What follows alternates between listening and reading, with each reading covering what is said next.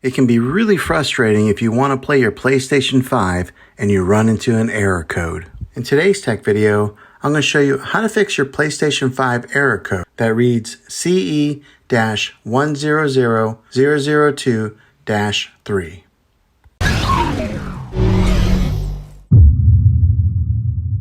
I'm going to show you a few different things to try to help you get your PlayStation 5 back up and running again. The first method is the easiest one to try, and that's to unplug the PlayStation from the wall outlet and wait 60 seconds. Now don't be impatient here, wait the whole 60 seconds, then plug it back in. If your PlayStation is working again, great. If not, let's go ahead and move on to the next method. Find your router or modem that is giving you Wi-Fi and unplug that for 60 seconds. Then plug it back in. You have to wait a few minutes for it to connect and get back online, but when it does, check your PlayStation then and see if it works. If it doesn't, let's go ahead and move on to this next method. We are going to do a reset of your PlayStation 5, which means that you'll have to log back in with all of your credentials afterwards, but it'll be an important troubleshooting method. Press and hold the power button on your console and wait until you hear 2 beeps, then release it. Next, connect your PlayStation 5 controller using the USB cable. Then press the PlayStation button that's in the middle of the controller. You will get a menu that'll pop up and you'll want to go to option number 6, which says Reset PS5. Hopefully, this fixed your problem. If this video was helpful, go ahead and click a thumbs up on it. Go ahead and subscribe to my channel. I make tech videos all the time, and I would love to have you back in the next one. Take care.